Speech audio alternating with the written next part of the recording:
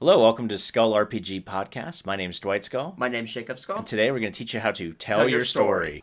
Dwight, one of the things that we should talk about, since we're helping you flesh your game out, is genres. We need to talk about what main genres there are and a little bit about them before we deep dive into them.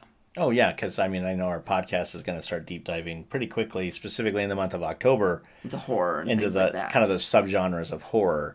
Let's talk about what a genre is and kind of how you use them. So it depends on what list you go to. There's hundreds of different genres, but just to talk about the very top levels of genre, there is a political genre where you're kind of playing.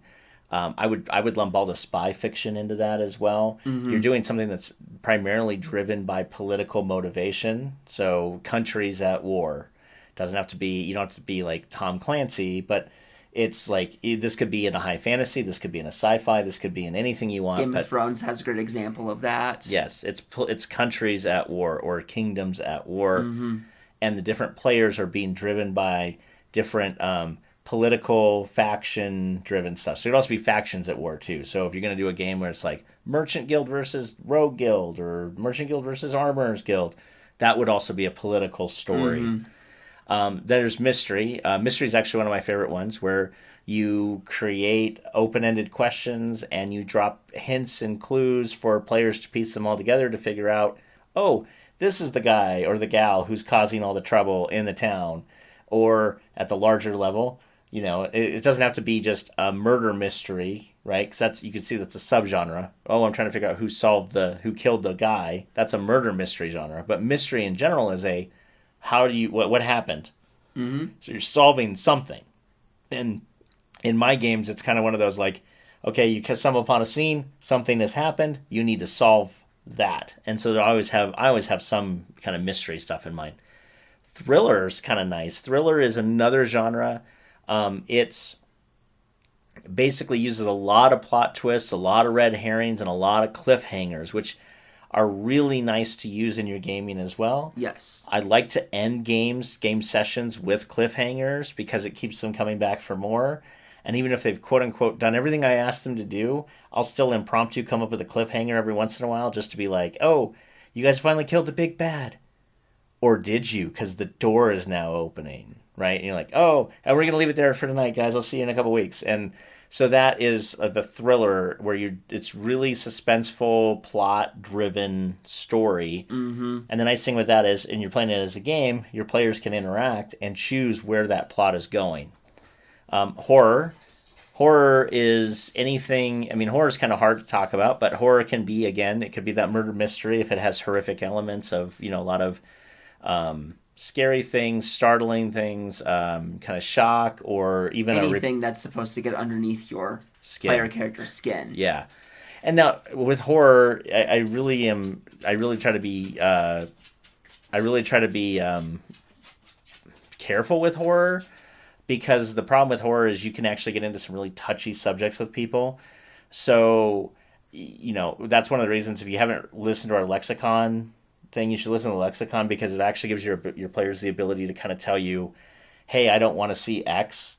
And if you're going to run a horror game, you need to get player buy-in on certain elements. Like, is it okay if you walk into a room filled with body parts? Some people are going to say no. In fact, I might be one of them, unless you're just going to gloss over that fact. We actually were just playing a game with our other DM on Friday, which was just a couple days ago for us. And we're playing a reprise of Temple of Elemental Evil, and there is like 5 different rooms that have this huge, like really gory, nasty S&M feel, and I'm not actually comfortable with that sort of thing. And so it's, in one of the rooms, I literally just cast a fireball to destroy the room because it just sickened me so much. So if I was playing that game again and I knew that those elements were there, I would have probably just asked for him not to give me the room elements and just say, this room's filled with things that you don't want to, that are unspeakable, and move on with life. So horror's a tricky one, and we'll go into it next month specifically and talk about it. But you can do historical. Historical is really fun. We've done a lot of games, and I think everyone has, and if you haven't yet, you should. You can run a game, if you're, again, it's kind of horrific, but you can run a game where Jack the Ripper is not an ordinary thing. It's either a monster or it's a human with certain magical or psionic or other type of abilities. It's a historical place and time, but then you put your own twist on that. So it could be Civil War with magic, Civil War with higher tech, things like that. Yeah, it's kind of the what if stories. There's a lot of book genres like what if the Nazis won, right? I mean, that sort of a thing is kind of What if the dinosaurs are still around? Things right, like that. and you can run a historical game. You could do a romantic game. I've yet to see it kind of work that well, but I know that there are drama systems, which are again by Kenneth Haidt. They have a drama system. You potentially, if you were doing like a one-on-one game, you could probably get a romantic thing happening. You also probably could have a romantic interest with an NPC if done well with one of the players. Again, if the other players were comfortable with it and you weren't crossing too many actual out-of-game boundaries in game. That one's harder to incorporate unless you have people that are willing to do that beforehand. I agree. So I've never run one, but it's an option. Because I definitely know that there's a lot more games that are just not D&D anymore, that are more story-driven, and so I could totally see that becoming more and more of a RPG stuff, especially since females are coming into the gaming groups, which is great. And so that might we might be softening some of the hack and slash elements of D&D eventually. Yep. Who knows? Westerns. I'm not a big fan of Westerns, but that's just a personal thing. I know people absolutely love Westerns, so you could run your entire game, and there are rules for running certain games inside of a Western story. You could also change and flip Western on its head, like in the Firefly series, where you have a sci-fi Western, where in the core of the worlds it's very high-tech, but when you get out to the outer rims, you have more of a Western feel. To tag on that, you're going to have a main genre or two, and then you're going to have subgenres. So you could have a horror western, you could have a fantasy western. These you can mix and mash together as you see fit.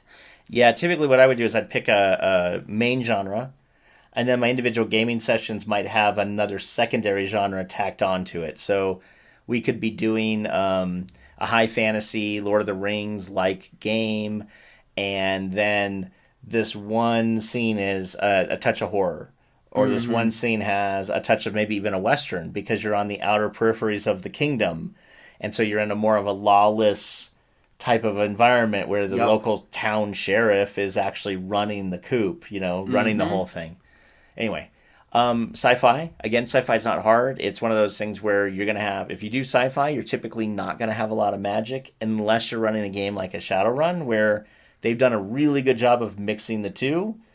But typically, if you have high magic, you don't have high tech. Or if you have high tech, you don't have high magic. Because the idea is to do stuff that's impossible, and you either do it with magic or tech. Unless you have a weird case with Shadowrun where you had high tech and then high magic came right about the same time. Brute forced its way in. Same thing would be said of a game called of Rifts. I don't know if anyone even plays Rifts anymore, but Rifts was the same way. You had the high tech of the world, and then the world itself had rifts open up and other dimensions kind of poured into it. So we've already kind of covered high fantasy, but I'll cover high fantasy again. High fantasy is your standard Lord of the Rings type of trope, where you have the elves, the dwarves. It's actually a lot of what D&D is based on is high fantasy. You can have low fantasy as well, where the difference I would say between high fantasy and low fantasy is low fantasy would be more mundane, less magic, less magical items, less magical properties. Think like, hey, we're doing a traditional, like, historical medieval type setting where you have knights and swords and just humans with no magic. Yeah, that would be one example. Or there may be one or two magic, but your players don't have that ability. Think more like King Arthur. So, you're more Arthur maybe with a magical sword, but you're not playing Merlin. No one's Merlin, the GM is Merlin. And then you can do a dystopian or a utopian.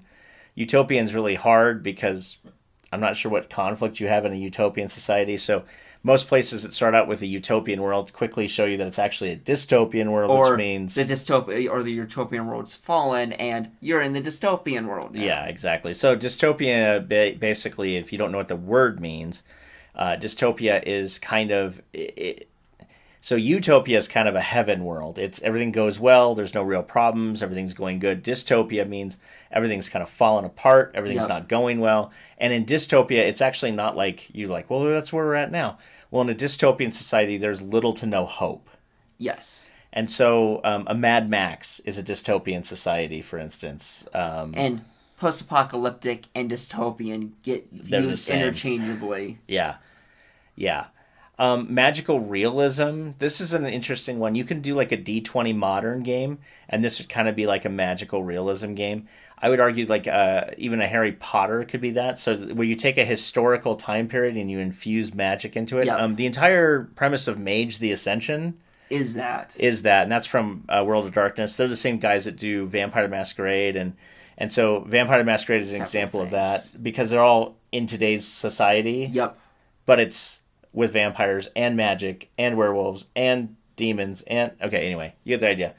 So those are just some examples. Now, of course, every one of these has like sub genres, and we're not going to cover the sub genres by any stretch of the imagination because we'll be here all probably for the next year.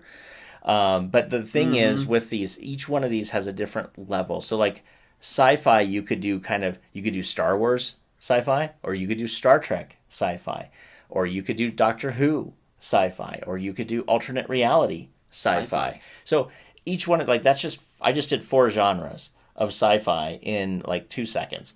The idea here is for you to realize that if you choose a genre, you're not necessarily stuck into it. But if you do choose a genre as your main genre, and you're going to have to, right? You do by nature. If you follow like a D&D 5e rule, you're in a fantasy world. You're in a high fantasy. Yeah. Now there's going to be some elements of other things from there, but your main genre is fantasy. That's your overall theme. Right. And that's not bad. It's just know it. But then know how you could weave other genres into your storytelling because that's what makes it more realistic. Can you weave a little bit of mystery in for like a week or two? Can you weave a little bit of a thriller into it for a week or two? Can you actually run like a spy heist type of thing, like a movie, a spy movie, like an Ocean's 11 into your D&D campaign? And the answer is yes, you can. So Walking through a cemetery might have a little bit of a horror aspect for that one time. exactly. It doesn't even have to be. I mean, you can even do just light horror. Because you're like, oh, I don't want to do horror. Well, if you have a cleric or a paladin, they have the ability to turn the undead. You could very quickly have them get ambushed in a situation by the undead. That's horrific in its very nature. And you don't have to go into too much details. You don't have to trigger anybody. You can just be, this is what happened and this is how it went down, and then your players have to react. And that little aspect is somewhat horror. Thriller comes into D&D quite a bit, or any other RPG quite a bit, because no one wants to play accounting, the RPG game, or business, the RPG game. What you're playing is somebody else. So there's always some nature of thriller impacted to it. So that is really it for a very high level understanding of the genres. Hey, thanks for listening. And for more resources, please go to skullrpg.com.